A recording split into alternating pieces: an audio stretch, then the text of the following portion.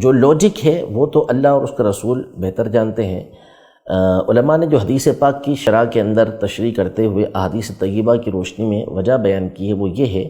کہ حدیث پاک کے مطابق روزے جو ہوتے ہیں آدمی کے، یہ زمین و آسمان کے درمیان معلق ہوتے ہیں، لٹکے ہوئے ہوتے ہیں، جب تک کہ بندہ صدقہ فطر ادا نہ کر دے۔ جب وہ صدقہ فطر ادا کرتا ہے تو پھر یہ مقبول ہوتے ہیں۔ تو چونکہ اللہ پاک نے اسے مقرر کیا ہوا ہے صدقہ فطر کو، تو اس لیے روزوں کی قبولیت کے لیے بھی یہ صدقہ فطر ہے۔ یوں ہی روزے کے اندر جو کمی کوتاہی واقع ہوئی ہے، اس کمی اور کوتاہی کو دور کرنے کے لیے بھی صدقہ فطر کو مقرر کیا گیا ہے۔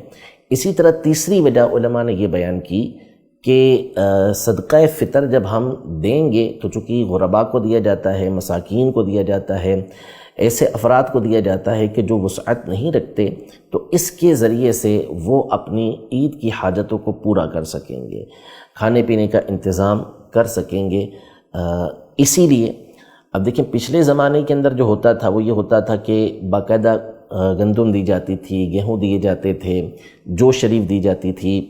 کھجور دی جاتی تھی، کشمش دی جاتی تھی، اور یہ باقاعدہ اس زمانے کے اندر کھانے ہوتے تھے جسے استعمال کیا جاتا تھا اور کھانے کے طور پہ استعمال کرتے تھے۔ لیکن ظاہر ہے کہ زمانہ تبدیل ہوتا گیا، لوگوں کی حاجتیں تبدیل ہوتی گئی اور مختلف قسم کی ضروریات یہ بڑھتی گئیں۔ تو اب دو چیزوں کو پیش نظر رکھنا چاہیے کہ یہ چیزیں اگرچہ دے سکتے ہیں، لیکن اس میں بہتر یہ ہوتا ہے کہ اس کی رقم دی جائے تاکہ اس کے ذریعے سے لوگ اپنی حاجتوں کو پورا کریں۔ دوسرا، حاجت کو دیکھیں کہ اس زمانے کے اندر حاجت کیا بندے کی 320 کے اندر پوری ہو جائے گی؟